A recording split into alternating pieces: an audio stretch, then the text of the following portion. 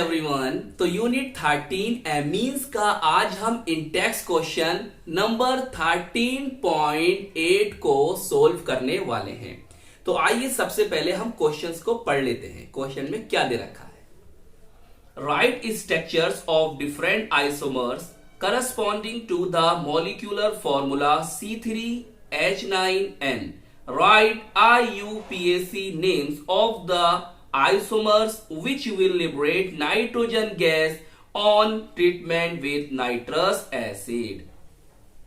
तो क्वेश्चन में हमें क्या दे रखा है और क्या पूछा है, अब मेरी लैंग्वेज में आप इस सवाल को समझिए।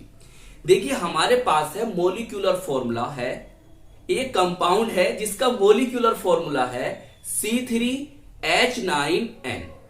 क्लियर? हमें इसके डिफरेंट आइसोमर्स को लिखना है। एक बात हो गई, क्या करना है? इसके डिफरेंट आइसोमर्स को लिखना है। दूसरी बात यह है कि जो आइसोमर्स HNO2 नाइट्रस एसिड से रिएक्ट करें और नाइट्रोजन गैस को रिलीज कर दें, लिबरेट कर दें, मुक्त कर दें, फ्री कर दें, तो हमें उन आइसोमर्स के IUPAC नेम को लिखना है।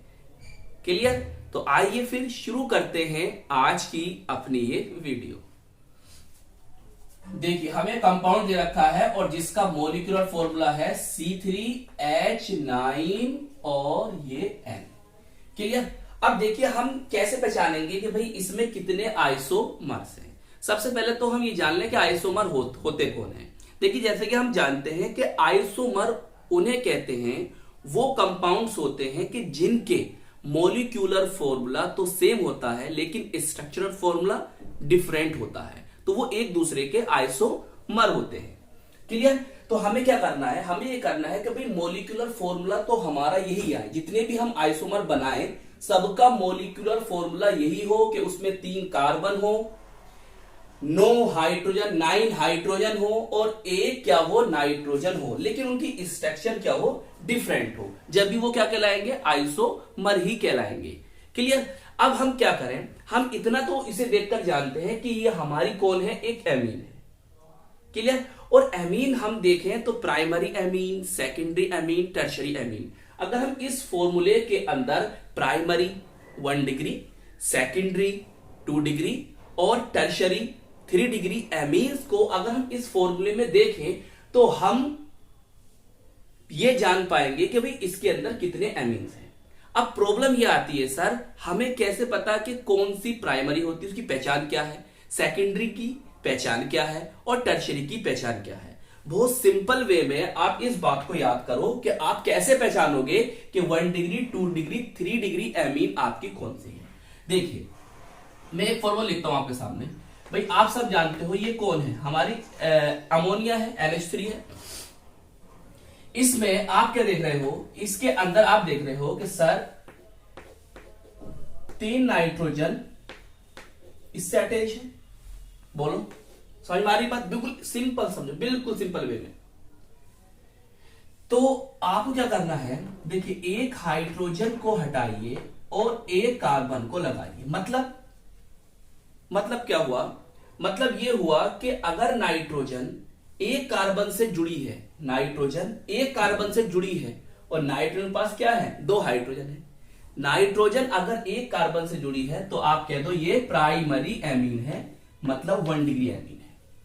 और अगर नाइट्रोजन आपकी अब 2 कार्बन से जुड़ जाए, देखिए हाइड्रोजन एक है, हाइड्रोजन एक है और यहां देखिए आप, सही है, नाइट्रोजन अब कितने कार्बन जुड़ी है? 2 कार्बन से जुड़ी है, तो आप कह देना कि ये हमारी 2 डिग्री एमीन है। बोलिए समझ में आ रही बात? अब अगर नाइट्रोजन आपकी 3 कार्बन से जुड़ जाए, किससे जुड़ जाए? 3 कार्बन जुड़ जाए, देखो 3 कार्बन जुड़ गई, तो आप इसे कह दोगे ये हमारी 3 डिग्री एमीन है। बोलिए बात समझिए, आपको पता चल गया कि भाई 1 डिग्री कैसी होती है? नाइट्रोजन 2 हाइड्रोजन, एक कार्बन के साथ जुड़ा होगा, ये नाइट्रोजन 2 कार्बन के साथ और एक हाइड्रोजन, और ये नाइट्रोजन 3 कार्बन के साथ जुड़ा होगा, तो 1 डिग्री, 2 डिग्री, 3 डिग्री एमीन को आप पहचान लोगे। बोलिए बात समझ में आई? चलिए फिर अब हम देखते हैं, सबसे पहले देखते हैं कि भाई इसके अंदर प्राइमरी एमीन, प्राइमरी एमीन्स कितनी है हमारी, 1 डिग्री एमीन कितनी। आपके पास कार्बन कितने हैं सर, 3 कार्बन है, इस तरह से लिखिए, सही। और मैं लगा देता हूं यहां पर NH2। देखो 3 कार्बन हो गए, 3 कार्बन हो गए, हाइड्रोजन गिनिए जरा, कितने हो गए ये 4 और 2 6 और 6 और 3 9, 9 हाइड्रोजन हो गए और एक नाइट्रोजन। तो मोलिक्यूलर फॉर्मूला सेम है। अब देखो सबके, मैं सबका एबीसी नेम लिखूंगा सबके। देखो ये आपका क्या होगा इसका एबीसी नेम, 1 2 एंड 3। तो ये हो गया आपका प्रोपेन 1 एमीन, बोलिए। और ये 1 डिग्री है सर, कैसे पहचाना, अरे अभी बताया था मैंने आपको। देखो नाइट्रोजन 2 हाइड्रोजन है और नाइट्रोजन 1 कार्बन से जुड़ी हुई है। अब देखो ये स्ट्रेट लाइन है, इसमें किसी भी प्रकार की कोई ब्रांच नहीं है। तो अगर मैं कॉमन नेम लिखना चाहूं तो लिख सकता हूं एन प्रोपाइल एमीन, ये कॉमन नेम है, क्लियर। तो देखो जब आपके पास स्ट्रेट लाइन हो, तो अगर आप इसके आइसोमर को जानना चाह रहे हैं ना, तो मैं एक हिंट्स बताता हूं आपको कि आप देखो उसमें स्ट्रेट लाइन वाले कितने हैं, उसमें आइसो कितने हैं, उसमें नियो कितने हैं, सही, सेकेंडरी टर्शियरी, ये देख लीजिए। तो अगर हम देखें तो इसका हमें आइसो बन सकता है। सर आइसो क्या होता है, देखो समझो ध्यान से, मैं बता रहा हूं आपको। ये आपके पास कार्बन हाइड्रोजन और उससे 2 मिथाइल ग्रुप लग जाए, इसे हम कहते हैं आइसो। क्या कहते हैं, आइसो, बस याद रखो। ये जो आपको दिखाई दे रहा है ग्रुप, इसको हम कहते हैं आइसो बोलते हैं। और मैंने यहां पर लगा दिया कौन, NH2। अब आप देख लो कि इसमें कार्बन हाइड्रोजन और नाइट्रोजन इतने हैं, बिल्कुल इतने ही है। तो ये भी क्या है, इसका एक आइसोमर है, स्ट्रक्चर डिफरेंट है। लिख दीजिए नाम 1 2 एंड 3। तो क्या हो जाएगा, प्रोपेन 2 पर कौन है, एमीन है, 2 एमीन, क्लियर, प्रोपेन 2 एमीन। और अगर हम कॉमन नेम बताऊं आपको, तो देखो ये क्या है, आइसोप्रोपाइल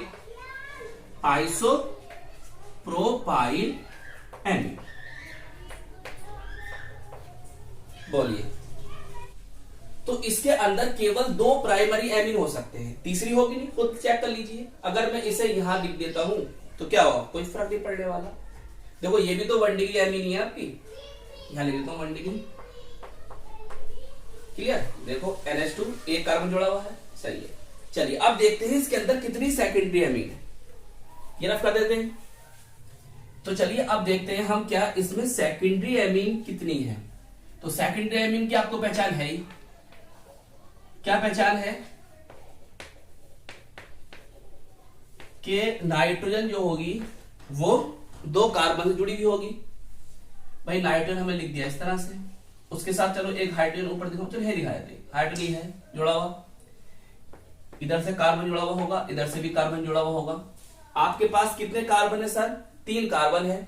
आपने 2 तो यहां लिख दिए कार्बन, या इधर लिख दो 1 कार्बन, या इधर लिख दो, चलो मैं लिख देता हूं इधर 1 कार्बन, सही है। अब कार्बन बैलेंस कर दो, यहाँ 3 आ जाएगा H, और यहाँ 2 हाइड्रोजन आ जाएंगे, और यहाँ भी क्या आ जाएंगे आपके पास 3 हाइड्रोजन। ये आपकी सेकेंडरी एमीन है। क्या एक और सेकेंडरी एमीन बन सकती है, अरे सर कैसे बन जाएगी, क्योंकि नाइट्रोजन को हमें 2 कार्बन से जोड़ना है। बताइए 3 कार्बन है आपके पास, नहीं बन सकती, केवल एक ही स्ट्रक्चर बनेगी सेकेंडरी की। तो नाम लिख दो इसका, देखो इसे हम मेन चेन मान लेते हैं, इसे सब्स्टिट्यूएंट मान लेते हैं, क्योंकि यहां पर कार्बन क्या है, ज्यादा है। तो इसके लिए हम क्या लिख देंगे, एन मिथाइल, और ये क्या हो जाएगा हमारा, कार्बन 2 है तो एथेन एमीन, बोलिए। चलिए अब देखते हैं टर्शरी एमीन। टर्शरी एमीन कितनी होंगी, टर्शरी एमीन्स कितनी होंगी। टर्शरी एमीन के बारे में हम क्या जानते हैं, हम जानते हैं कि नाइट्रोजन होती है, क्लियर, और उससे 3 कार्बन जुड़े हुए होते हैं। लीजिए जोड़ दिए हमने 3 कार्बन, सही है। 3 कार्बन क्या करा हमने, इसे जोड़ दिए। अब कार्बन की वैलेंसी को सेटिस्फाई कर दो भाई, यहां पर भी 3 हाइड्रोजन लगा दो, यहां भी 3 हाइड्रोजन लगा दो, और यहां भी 3 हाइड्रोजन। क्या इससे अलग एक और स्ट्रक्चर बन सकती है, अरे सर कैसे बन जाएगी, क्योंकि नाइट्रोजन को चाहेंगे 3 कार्बन और तीनों इसके पास है। अब कैसे इन्हें डिफरेंट कर सकते हो? ये कर सकते हो। तो इसका मतलब सेकेंडरी एमीन भी एक और टर्शरी एमीन भी आपके पास एक और प्राइमरी एमीन इसके अंदर होंगी 2, एक नॉर्मल और एक आइसो। बोलिए नेम लिखो भाई। एक को हम मेन चेन मान लेंगे और 2 को हम सब्स्टिट्यूएंट मान लेंगे। तो नेम हो जाएगा इसका N, N डाई मिथाइल और कार्बन कितने हैं भैया? कार्बन 1 है तो मेथेनेमीन। क्लियर? देखिए तो कुल मिलाकर 2 ये हो गए और 2 ये हो गए। तो आपके पास C3H9N में 4 आइसोमर पॉसिबल है। तो देखिए क्वेश्चंस में जो आपसे एक बात पूछी थी वो तो हमने आपको समझा दी। अब क्वेश्चंस में आपसे एक बात और पूछी है कि उन आइसोमर्स के IUPAC नेम लिखने हैं आपको कि जो नाइट्रस एसिड HNO2 से रिएक्ट करें और नाइट्रोजन गैस को रिलीज करें। लेकिन हमने IUPAC तो सबकी लिख दी है आपको, उससे कोई फर्क नहीं पड़ गया। अब देखिए बात यह है कि सर वो कौन से आइसोमर हैं आपके इस कंपाउंड के, इस एमीन्स के, कि जो नाइट्रोजन गैस को रिलीज करेंगे HNO2 से रिएक्ट करने पर। तो याद रखिए कि प्राइमरी एमीन ही होते हैं, प्राइमरी एमीन ही हैं कि जो HNO2 से रिएक्ट करेंगे और नाइट्रोजन गैस को रिलीज करेंगे। क्लियर? सेकेंडरी और टर्शरी एमीन जो हैं वो नाइट्रस एसिड से डिफरेंट मैनर में रिएक्ट करते हैं। तो आइए फिर लिखते हैं इसकी भी केमिकल इक्वेशन। देखिए आपके पास प्राइमरी एमीन ये था ना, 1 डिग्री एमीन, रिएक्ट किससे करनी है? HNO2 से। यहां भी एक बात याद करते हुए चलो, देखो HNO2 जो है, नाइट्रस एसिड जो है, वो एक अनस्टेबल कंपाउंड है। हम इसे रिएक्शन में डायरेक्टली यूज नहीं करते हैं क्योंकि अनस्टेबल है, इसलिए हमें इसको ताजा बनाना पड़ता है। कैसे बनाते हैं इसको? इसको बनाते हैं, मैं लिख दूं ब्रैकेट में NaNO2 प्लस HCl। इससे हमें इसको बनाया, हम इसको इससे बनाते हैं। क्लियर? जैसे NCERT में लिख रखा है ना, वो रिएक्शन भी मैं आपको लिखकर समझा दूंगा। पहले आप मेरी बात समझ लो। अब देखो आप इस रिएक्शन को कैसे याद करोगे वो समझो। देखो आपके पास है HNO2, मैं इसे लिख दूं इस तरह से HONO, ताकि हमें याद हो जाए आसानी से। उससे क्या होगा सर? देखिए उससे ये होगा, तो आपके पास H2 है, यहां से O ले लो, तो क्या हो गया? H2O यहां से रिलीज हो गया। क्लियर? H2O यहां से रिलीज हो गया। प्लस अब तुम देखो यहां पर नाइट्रोजन है और यहां भी नाइट्रोजन है, दोनों को हमने मिलाया तो क्या बनी? हमारी नाइट्रोजन गैस। ये हो गई लिबरेट।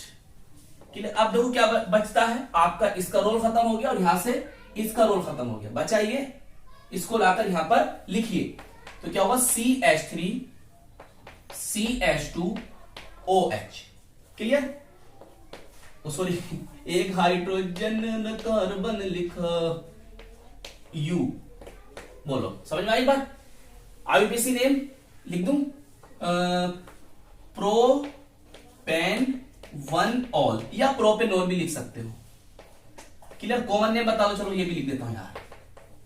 नॉर्मल प्रोपाइल, स्पेलिंग गलत है माफ कर देना सर, नॉर्मल प्रोपाइल एल्कोहल। चलिए एकदम। अब दूसरी आपके पास कौन सी थी अमीन? सर ये वाली। अब कैसे भूल जाएंगे इसको? हम ये आइसो बनाकर लिख देंगे यहां पर HU। बोलो isopropyl amine react with HNO2। क्या करें? अरे सेम है, ये जो है ना कार्बन चेन, बस इसके स्थान पर इस ग्रुप को लिया, आइसो को बस खुद कर दो। अरे यार कर दोगे? अरे चलो मैं ही कर, तुम ना करोगे सर कुछ भी। और ये हो गई नाइट्रोजन यहां से प्लीज। चलिए अब देख लो एनसीईआरटी में कैसे रखी है, RnH2 मैं लिख देता हूं यहां पर, याद आएगा आपको, NCERT। सही है? देखो RnH2 सही है। R आपका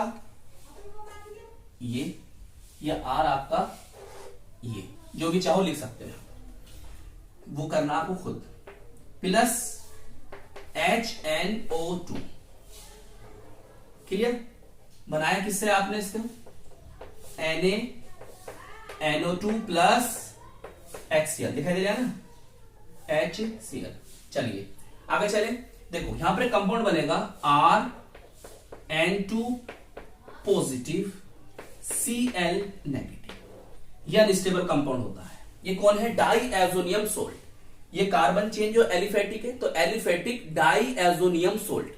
डाई बोले तो दो, एजो बोले तो नाइट्रोजन, नियम बोले तो पॉजिटिव चार्ज, और क्लोराइड बोले तो Cl negative. Aliphatic diazonium salt है जो कि अनस्टेबल होता है। क्लियर? और जो एरोमेटिक डाईएजोनियम सोल्ट होता है वो इससे ज्यादा स्टेबल होता है। अब क्या होगा? एनसीईआरटी में दे रखा है आपको, यहां पर H2O से रिएक्ट करा दीजिए, H2O से। उससे क्या होगा? देखो मैं इसे ऐसे लिख दूं समझाने के लिए, ये हो गया। जब मैं यहां तोड़ूंगा इसको, ये पॉजिटिव और ये नेगेटिव, तो क्या हो गया? HCl यहां से निकल गया, यहां लिख दूं HCl निकल गया, और देखो N2 यहां से रिलीज हो गई। क्लियर? देखो इसका रोल खत्म, इसका रोल खत्म, आपके पास बचा है R और आपके पास बचा है OH। लो, रिएक्शन इस तरह से आप याद कर सकते हो। ये बन गया आपकी क्या? एल्कोहल। ऐसे लिखना चाहो ऐसे लिख लेना, और ऐसे लिखना चाहो ऐसे लिख लेना, दोनों तरीके मैंने बता दिए। इस R के प्लेस पर ये लिख दो तो ये वाली रिएक्शन बन जाएगी, और इस R के प्लेस पर इस वाली कार्बन चेन को लिख दो तो आपकी ये ऊपर वाली रिएक्शन बन जाएगी। क्लियर? ऐसे याद कर लो या ऐसे याद कर लो, एनसीईआरटी में इस तरह से आपको दे रखा है। इसका नाम बताओ, इसका नाम रहेगा ना लिखने से, बताओ। यहां से कर लो 1 2 3, ऊपर लिख दूं 1 2 3, क्या हो गया नाम? प्रोपेन-2-ऑल, और कॉमन नेम आइसोप्रोपाइल एल्कोहल। चलो कॉमन नेम ब्रैकेट में लिख देता हूं, आइसोप्रोपाइल एल्कोहल। सही है? स्पेलिंग गलत हो जाए तो माफ करना सर। बात समझ में आई? ये था आपका इंटेक्स क्वेश्चन नंबर 13.8। तो आई होप ये क्वेश्चंस आपको अच्छी तरह से समझ में आ गया होगा। कुछ बात रह तो नहीं गई मेरे समझाने की? वैसे सब हो गई कंप्लीट। क्लियर? क्वेश्चन समझ में आया? देखिए वीडियो बड़ी हो जाए इसकी टेंशन मत लो। आप ये देखो, आप पढ़ क्या रहे हो? आप केमिस्ट्री पढ़ रहे हो, आप 12th क्लास में, आप जेई की नीट की तैयारी करोगे, तो आपके कॉन्सेप्ट क्लियर होना बहुत जरूरी है। और सर अगर कॉन्सेप्ट क्लियर होंगे तो वीडियो तो बड़ी बनेगी। मैं चाहता आपको 2 मिनट 5 मिनट की वीडियो बनाकर दे देता, आपको कोई कॉन्सेप्ट क्लियर नहीं होते, आपको पता नहीं चलता कि प्राइमरी एमीन कौन सी है, सेकेंडरी एमीन को कौन सी है, टर्शरी एमीन कौन सी है, रिएक्शन को कैसे याद करेंगे, इनके कॉमन नेम क्या है, इनके आईयूपीएसी नेम क्या है। क्वेश्चन तो कैसे ही बन के आ सकता ना सर, ये थोड़ी ना है कि यही बनकर आ जाएगा।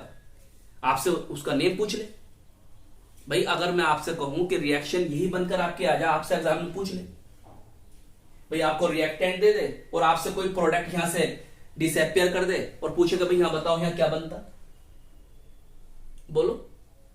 तो आपके कॉन्सेप्ट तो क्लियर, और आपको कॉन्सेप्ट पर ध्यान, और आपको कॉन्सेप्ट तो क्लियर करने ही पड़ेंगे, और कॉन्सेप्ट क्लियर करने पड़ेंगे और हमें कराने पड़ेंगे, तो सर वीडियो तो लंबी बनेगी, कोऑपरेट करना पड़ेगा आपको। तो चलिए फिर मिलते हैं आपसे इसकी नेक्स्ट वीडियो में। All the very best.